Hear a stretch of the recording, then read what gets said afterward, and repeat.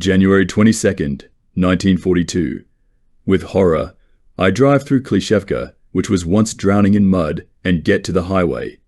There are a lot of abandoned trucks parked here. They have been standing along the road for several weeks now.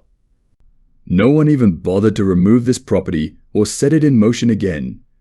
On one car, I found a satchel and a carbine. This driver should be hanged. In many places, roadside pools have already been blown up and large unusable houses have been burned. Villages that were under heavy shelling, it's a pity there are 8 to 10 houses left in them. It's hard for me to write everything I've seen. At night, the battalions, frozen through, came up.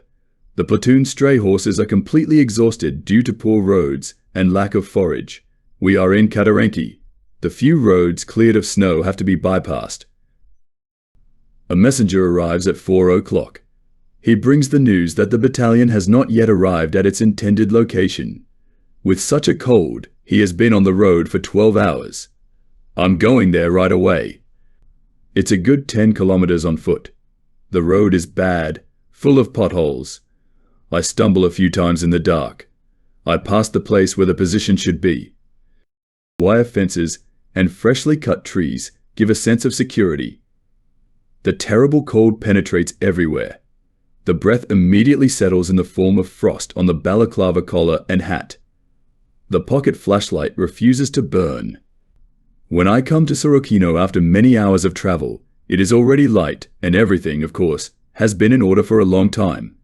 Nothing is going well with us at all today. Motor transport is not moving forward fast enough.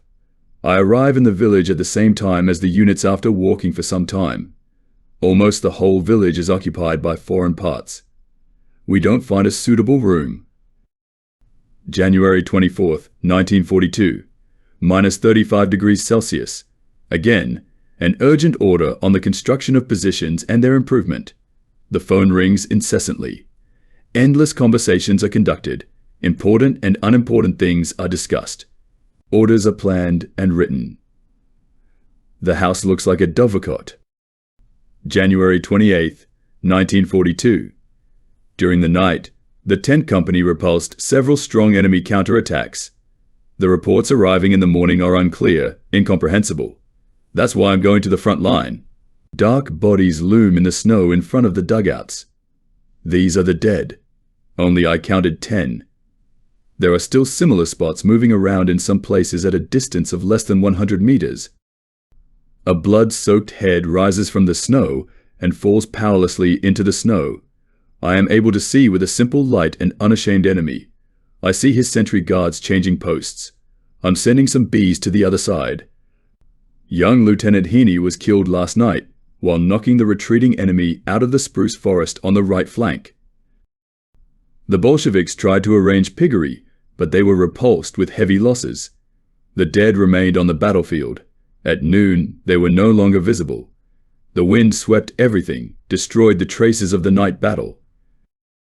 January 29th, 1942.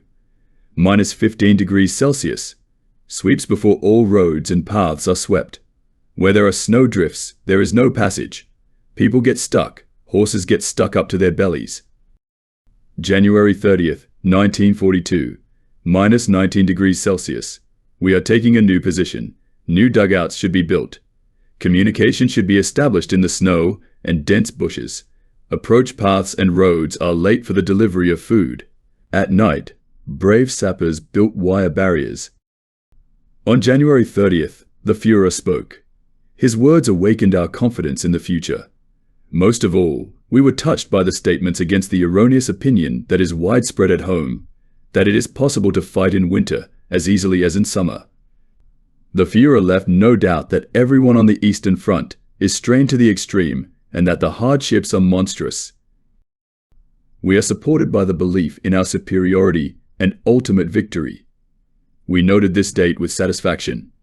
The beginning of spring is not so far away now, and in the summer the offensive will continue. The task of the motherland is to forge weapons for us tirelessly.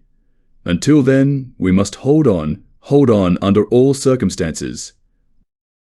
January 31st, 1942. Although the situation in general can be corrected, we do not have particularly rosy prospects. After the Führer's inspiring speech, we received a cooling shower. While the enemy is surrounded near Rozev, his mounted detachments managed to break through and break further to the highway west of Vyazma. A group of paratroopers was parachuted to help these cavalrymen. A highway and the railway are cut by these enemy detachments. We have to give up one rifle company. It goes on foot to help straighten the situation there. In the south, the breakthrough at Berea has not yet been completely eliminated. One regiment managed to advance quite close to the road along which we were bringing supplies. For this reason alone, we are forced to release our forces and remove people from our already weakly protected positions. There is no need to think about changing now since there are no people. The regiment now has no reserves for the necessary counterattack. Due to traffic violations on the motorway and railway, the delivery stopped for several days. We don't have enough ammunition for artillery, and we have to save. The tank compound, somehow cobbled together from parts of several divisions, is equipped with a minimum amount of fuel. With the help of the U-52 tanks, we are moving forward to attack the Russians from the rear. It is extremely sad that in this way, it was necessary to weaken the divisions already put into battle. February 1st, 1942. A blizzard has been raging for several days. Gigantic snow clouds are rushing over the earth. Everywhere there are huge snow drifts. It is impossible to drive by car or ski. The road can be found only by the hangars. People and horses are stuck in the snow up to their necks. One of our companies, which is on the way, traveled the distance from Black Mud to Vorobayobo in more than 12 hours and came to XZ only the next day in the evening at 20 o'clock, tired and exhausted to the extreme. February 2nd, 1942. Depressing news. Until now, we have always managed to deliver the baggage train in a timely manner and put it in a safe place. It's all the sadder that this time they didn't look after things. During one false alarm, a soldier pushed a tank of gasoline to the stove.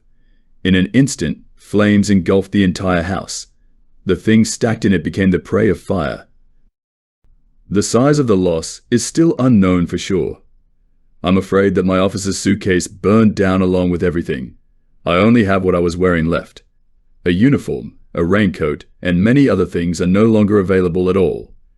Things that are dear as a memory have also disappeared. February 3rd, 1942. During a business trip, I had to drive through a wonderful area. Small, shaggy horses are rushing nimbly. The sled is flying on a shiny snow cover. February 4th, 1942. It's a wonderful sunny day again. I can't sit in the room. I want to go outside. The beautiful flying weather also lured Soviet rats. They look like bees that flew out with the first spring ray in search of flowers. In small groups of 5 to 6 pieces, they sweep across the sky. While I'm still standing on the edge of the village and watching, a Soviet fighter dives and pours machine gun fire on the streets 100 meters away from me. There is a crack. It repeats once, twice, 3 times. At first, it seems to me that this is artillery. But quite unexpectedly, a single-seat fighter sweeps overhead. In these places, we have found for our horses the pitiful remains of dry fodder, but even this poultry supply is already running out. It is not necessary to count on transportation from the homeland under any circumstances. The portion of oats is terribly small. Horses that should be getting 10 pounds of oats a day get barely 2 pounds. The work remains as hard as ever. We are already opening sheds and stables and feeding the horses with straw from the roofs.